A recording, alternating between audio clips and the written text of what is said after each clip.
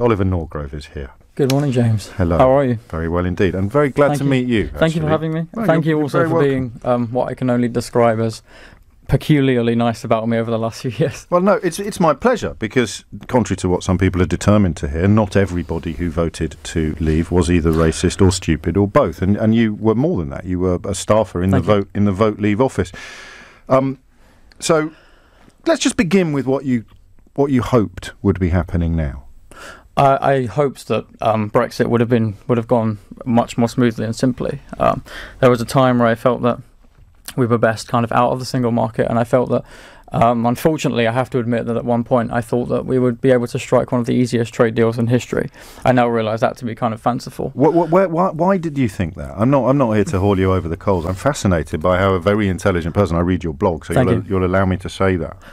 And my cleverest friend, as I may have told you on Twitter, I can't remember, who is related to a very prominent parliamentary Eurosceptic, probably the godfather of Euroscepticism. My cleverest friend voted leave as well, so I suspect you might be coming from a similar place. But so I thought it because one of the reasons why I thought it was because I just didn't know enough. I was just kind of ignorant, and I was getting messaging which I thought made sense. So if you take a look at some of the arguments that were put forward kind of a few years ago now, one of the ones you hate the most, which is the German car industry one. Yes. If you're somebody so that you say I hate it, I believed it as well in a way. But this is the kind of point here, which is that if you hear that for the first time and you haven't spent years thinking about trade and Brexit and how things would turn out, if you hear somebody say the German car industry will need they need us more than we need them because so many of their industry relies on exports to us. Persuasive. It sort of makes sense. Yes. It does kind of make sense. And I was hearing more and more arguments like this, which I felt meant that we could leave in a way which wasn't actually kind of economically damaging. But now I realise that, and what we've seen from negotiations, I think, is that the EU has shown quite an extraordinary commitment to its own territorial integrity and market integrity, and now we see why the EU has kind of erected such a stringent regime of third country controls against members who, well, not necessarily leave because no one's left before, but against third countries. And I just didn't know enough to really process that. That's before. a really interesting answer, because when Jacob Rees-Mogg was sitting in that chair, actually he wasn't sitting in that chair, he was on that screen behind you, but he used the phrase protectionist racket. And that is the same, that's the other side of the coin that you've just described, perhaps, is that you could say, well, I didn't realise what an astonishingly good job the European Union had done in protecting its own industry and its own manufacturers. And he would say it's a protectionist racket, and you're both right. We're both right. The EU is protectionist because it has to be protectionist, but you can say that about any major power. Well, what do you want a power to do to its people? Protect them or not protect them? Protect them. You don't just see it through the customs union, you see it through the common agricultural policy too, but major powers have to be kind of protectionist to an extent, because they've built something worth keeping, is basically the idea. If you build something worth keeping, you put a fence around it. Yes. And it's such an age-old kind of principle, and it still applies today, of course. So I think that's really one of the things which I've sort of realised in recent months and the last couple of years. My own view, really, for me, Brexit fell on the Irish border. Yes. One of my major personal failings over the past few years, I'm definitely disappointed and slightly ashamed to kind of talk about this, but one of my personal failings over the past few years was that I simply didn't pay enough attention to the Irish border and the Northern Ireland issue, and that's largely my fault. I should have read more. I should have looked further into it and not been so kind of gullible. But also, I think I would like to slightly outsource blame a little bit, because I think that in general, if you look at British political discourse, I don't think we actually care enough about Northern Ireland in general.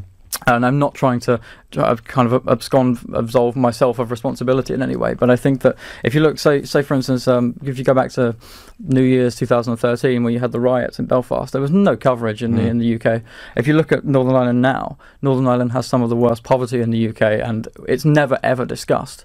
So I think we have this very weird thing in the UK where we sort of treat Northern Ireland as an unwanted son, and that has kind of filtered into the Brexit debate itself. And I think it's really weird, because when I was an activist, nobody ever spoke about Northern Ireland. Well, John Major and Tony Blair did.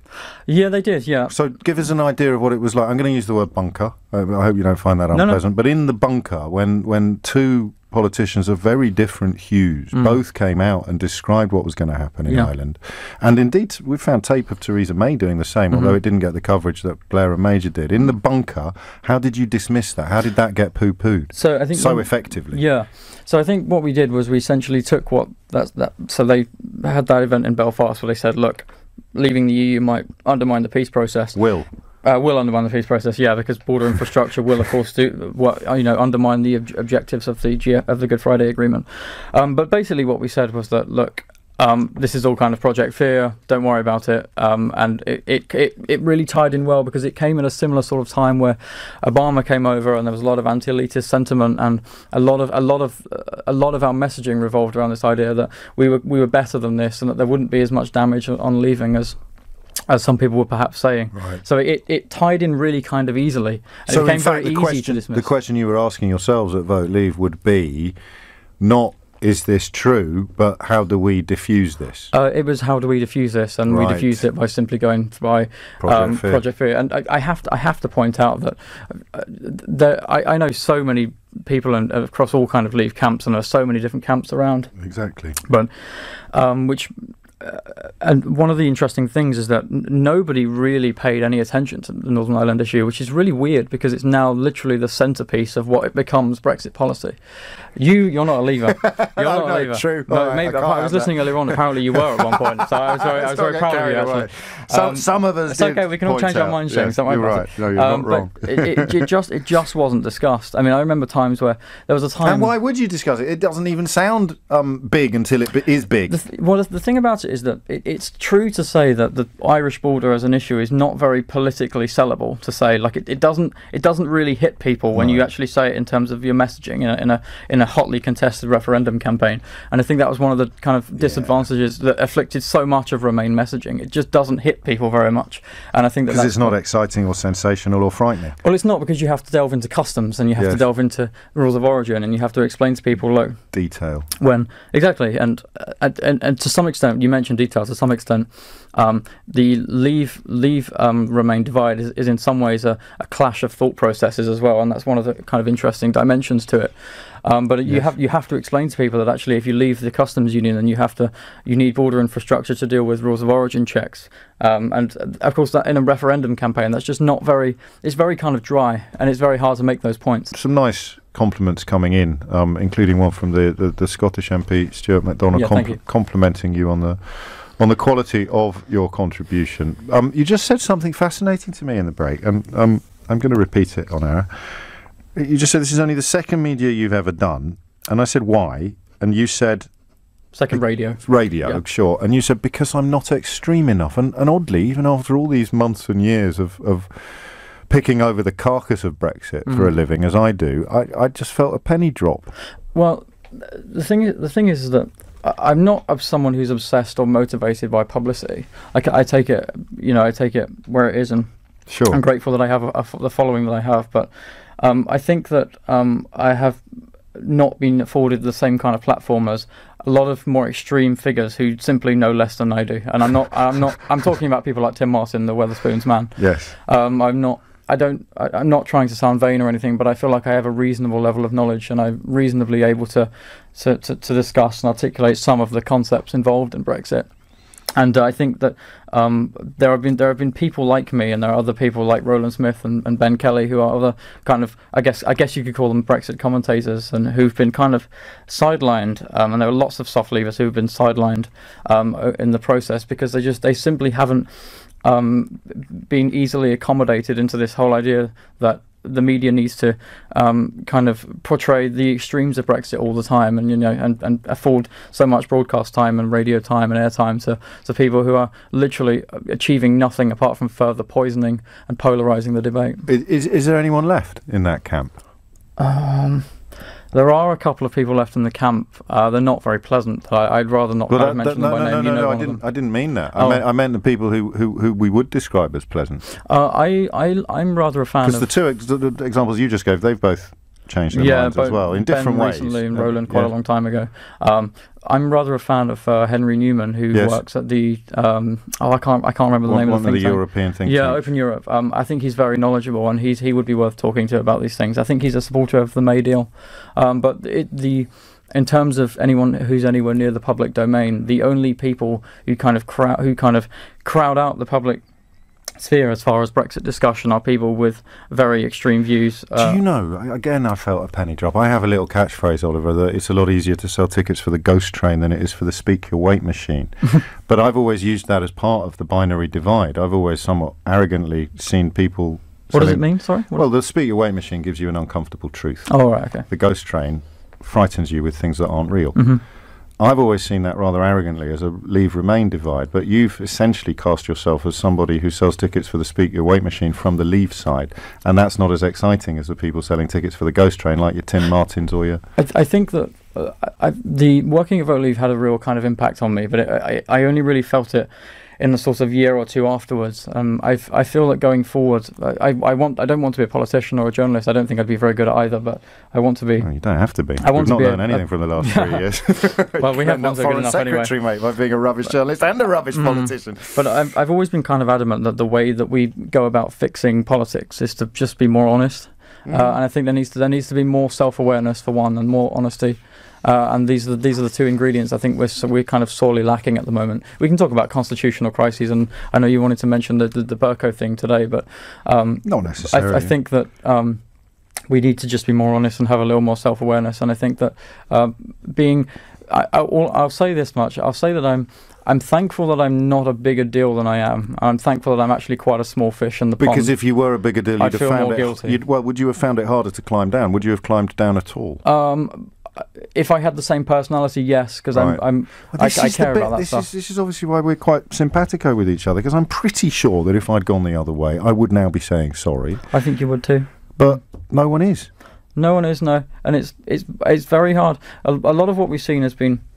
and I made this point on the Romaniacs podcast recently, which was that over the years what we've seen, I think, is a slow radicalisation of Leavers, and a lot of Leavers have doubled down on erroneous beliefs. Like, for instance, you mentioned a couple of weeks ago the GATT Article 24 meme, one of my least favourite idea. The idea that we can have a 10 years doing whatever we want, and they'll just have to suck it up. It's just such fanciful rubbish that one doesn't know where to begin. And yet the people making those absurd claims will be in the studios every day, while people like you with your speak your weight machine tickets, and people who actually know how to rebut it don't get anywhere near the kind of anywhere near the time that they deserve to be able to rebut these kind of things. And I think it's an area where I think the media can take a little more blame, and I'm not trying to outsource kind of responsibility for all of this, but I think the media can take some blame for this.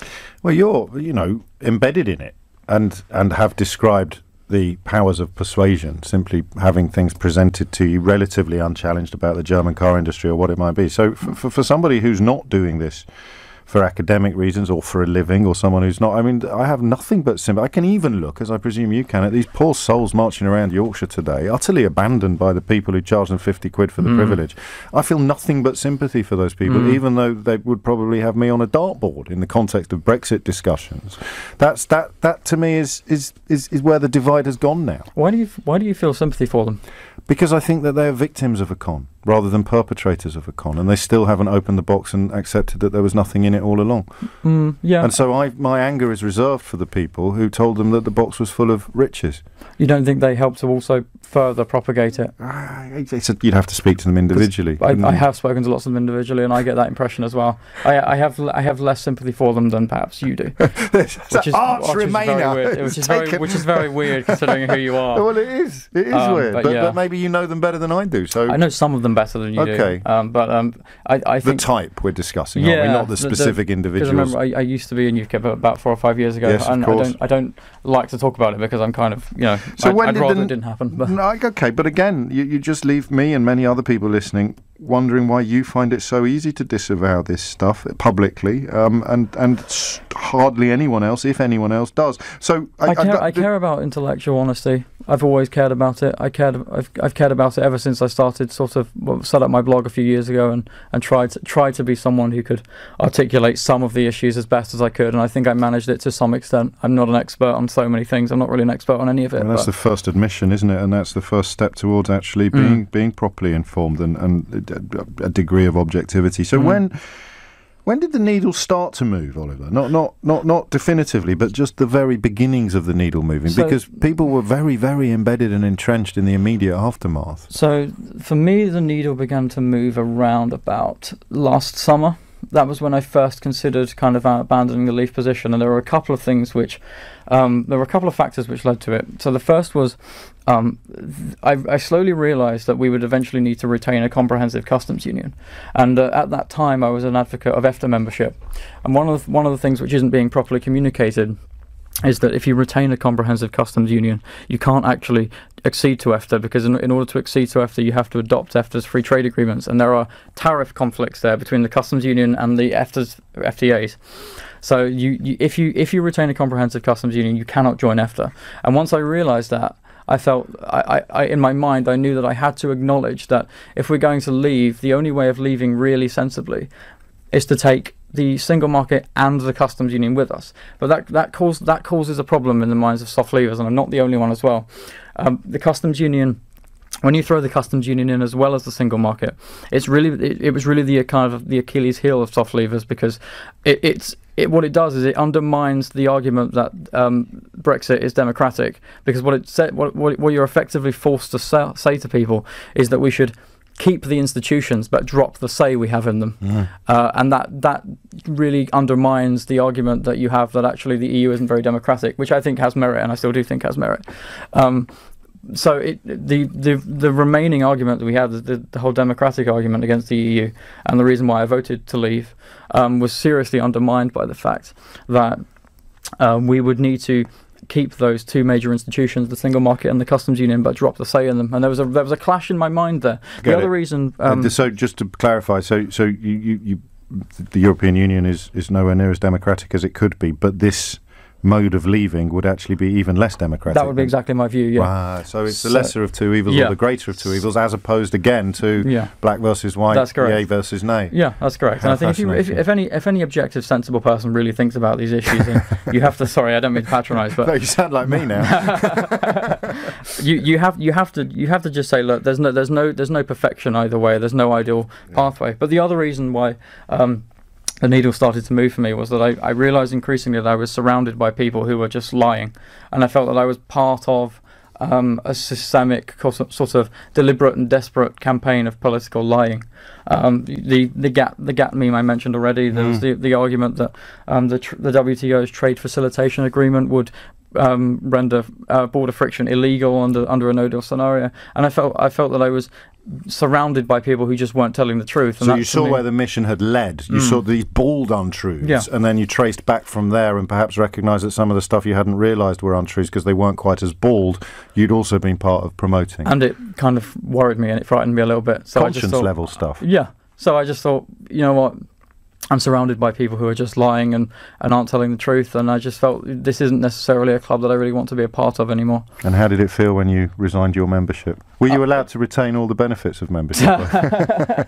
You know, one thing I will say is that I was expecting a lot of abuse from Remainers, but I was met with an enormous and shocking level of humility, and I was quite surprised by that, because I thought that Remainers would kind of hate me for being a part of it in general, especially because I was a slightly bigger part of it than the average voter. Sure. But I was met with quite a lot of humility, and I was quite impressed by that, I have to say. So it should be. Oliver Norgrove, it's been a pleasure.